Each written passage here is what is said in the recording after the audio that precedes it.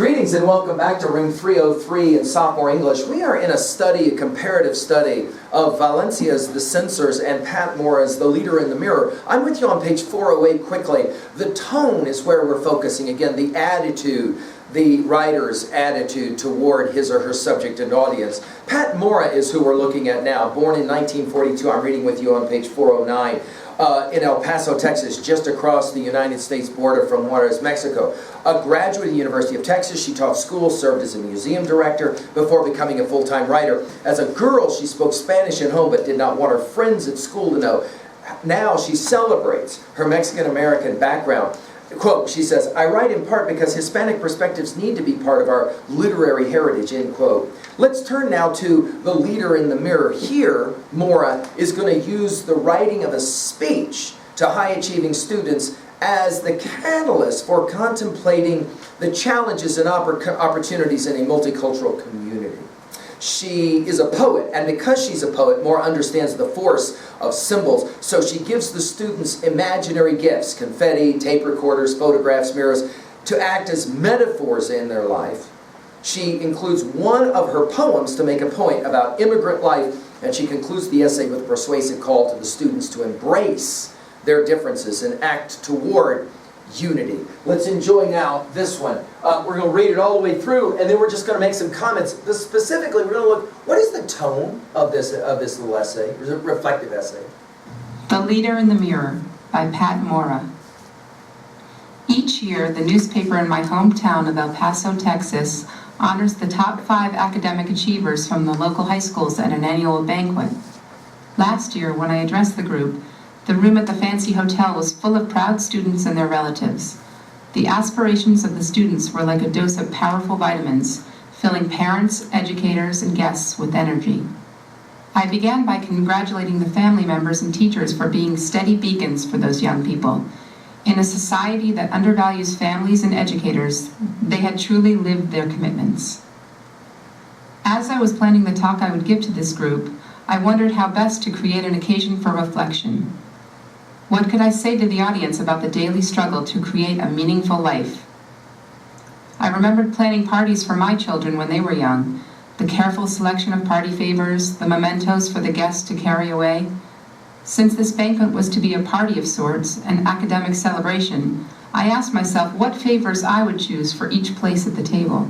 I knew I would be very popular with the students if I could give them keys to a new red car or tickets to an island vacation.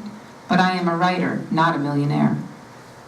So I decided to give them imaginary gifts. Each student would receive confetti, a tape recorder, a photograph, and a mirror, symbols and metaphors to take with them through life. I hoped that most of the students were going to enroll in college. The confetti would be for their private celebrations, those solitary moments when they had passed a test that worried them, finished a difficult paper at 2 a.m., found a summer internship. Sometimes, even when no one else is around, it's important to celebrate when we have struggled and succeeded, to sprinkle a little confetti on our own heads. Why a tape recorder? I read them my poem, Immigrants. 416. Immigrants wrap their babies in the American flag, feed them mashed hot dogs and apple pie, name them Bill and Daisy, buy them blonde dolls that blink blue eyes, or football and tiny cleats before the baby can even walk. Speak to them in thick English. "Hello, baby, hello," whisper in Spanish or Polish when the baby sleeps. Whisper in a dark parent bed that dark parent fear. Will they like our boy, our girl, our fine American boy, our fine American girl? As a writer, I understand the value and necessity of knowing my past, of keeping that door open. My family stories are my catalyst for creativity. All of us have people in our lives whose voices merit saving if we'll only take the time. 417. My own father was once a paperboy for the newspaper hosting the banquet. I might not have known that fact, nor his long history of hard work, had I not been listening to him with my tape recorder a few years ago. I did not want the students to wait as long as I had to begin preserving the rich inheritance of their family voices. The strength of their heritage would give them the courage to face the future. My third gift was a photograph of the El Paso Juarez border, the Chihuahua Desert, the Rio Grande, a stern mountain, 2 sprawling border cities. Like our families, our geography is part of who we are. When I was growing up on the U.S. side of that border, the society around me tried in subtle and not so subtle ways to convince me that my Mexican heritage was inferior to that of Anglo-Americans. I hope that today's educators on the border and throughout this nation are now committed to multiculturalism, to motivating the next generation to draw on their heritage as a resource for learning. The U.S. has been described as the first international country. Our varied cultures are our commonwealth. Borders, and if we're attentive, we realize we all live on borders, whether they are national or not, are sites of tension and sites for learning. Borders invite us to confront differences, inequities, and stereotypes. They invite us to work for multicultural cooperation and to celebrate multilingual richness. 418. The final gift of the evening, a mirror, was for serious gazing. I asked the students if they saw a leader when they looked into their mirrors. My guess is that too many of our young people do not see themselves as leaders because they don't look, dress, or sound like the images of leaders presented to us. But leaders come in all colors, shapes, and sizes. Some are talkative while others are quiet, but they all share a determination to contribute to the society of the future. I urge the students to look often in their mirrors and to ask themselves these questions. Am I satisfied with this world? If not, what will I do to improve it? For if we are shaped by our surroundings, we in turn shape them. We deceive ourselves if we believe that we can live neutral lives. 1/3 of this nation now traces its heritage to regions other than Western Europe.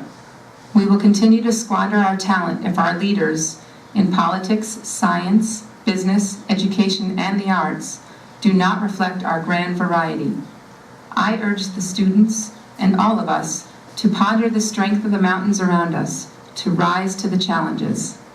All right, let's pause now and take a look at this really brilliant little essay that speaks so well to so many of the challenges of what it means to live in America. Notice that first of all, she says she was going to give this speech to these academic superstars out of high school. And she wanted to say something that maybe would resonate. Notice the irony. I'd like to give them all a brand new car or a vacation, but I'm a writer, I'm not a millionaire, so I have to, do something different. She wanted the conversation with them to be reflective, to make them think. So because she couldn't give them a car or a vacation island, she gives them these imaginary gifts. Let's make sure it's written at level 1.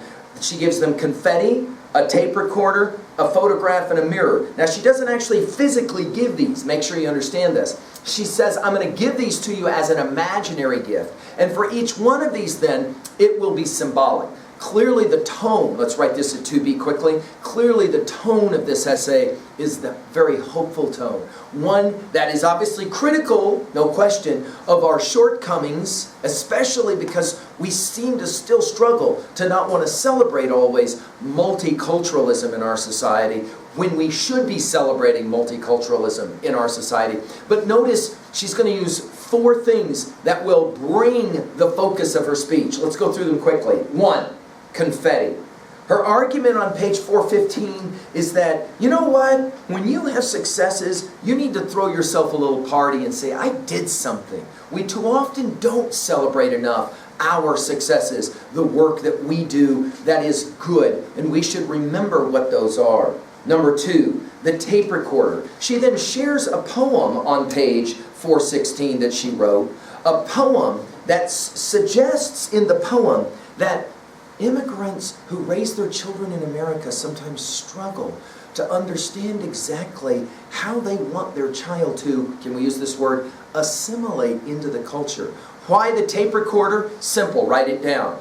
We want our children who come from immigrant backgrounds, which by the way, is all of us as Americans. All of us as Americans, right? Unless you are a Native American, you are an immigrant somewhere in your history, genealogy. You are an immigrant. And all of us need to remember where we came from. Notice that idea of preserving heritage. 3, a photograph.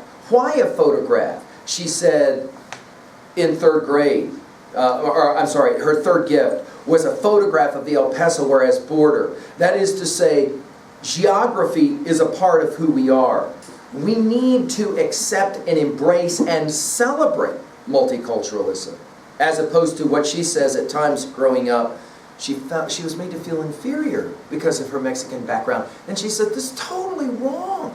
I needed to celebrate what we all need to celebrate, the fact that we're all in this together. Notice what she says about borders.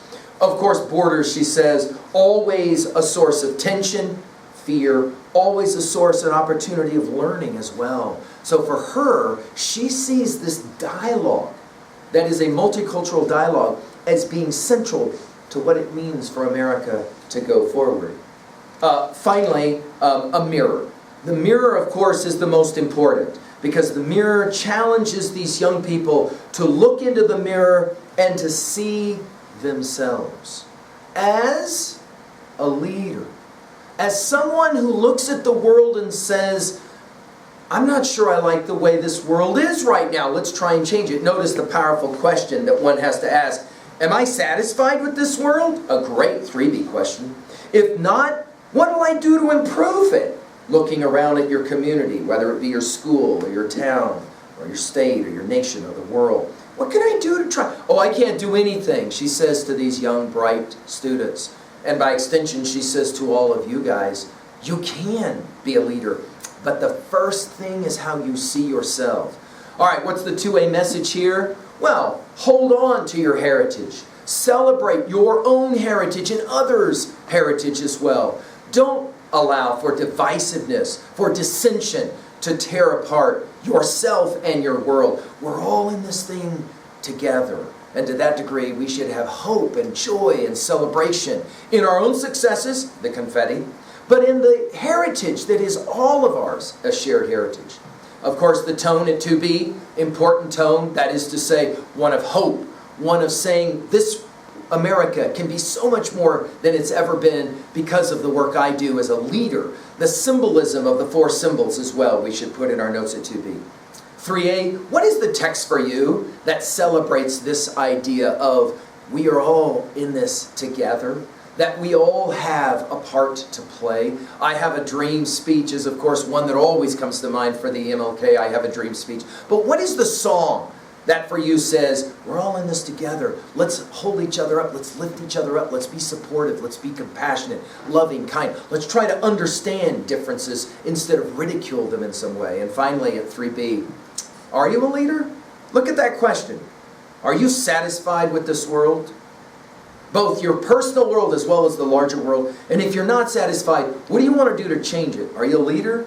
Can you write down one thing you've done in your freshman year and now into your sophomore year that can identify you as a leader? Notice she says it doesn't have to be a big thing. We often think of leadership as being getting out in front and saying, come on everybody, follow me. No. A leader can be the person who walks up to the janitor at the school and says, thank you for taking care of our school. It means a lot to us. Whoa, what an amazing thing, right? Or to just see a piece of garbage on the floor as you leave lunch and bend down and pick it up. Instead of saying, we got people to do that kind of work. What do you mean we've got people? We're all in this together. Learning how to share in that celebration is central to what it means to be an American. Thank you, Pat Mora, for maybe reminding us of something we had forgotten. Thank you.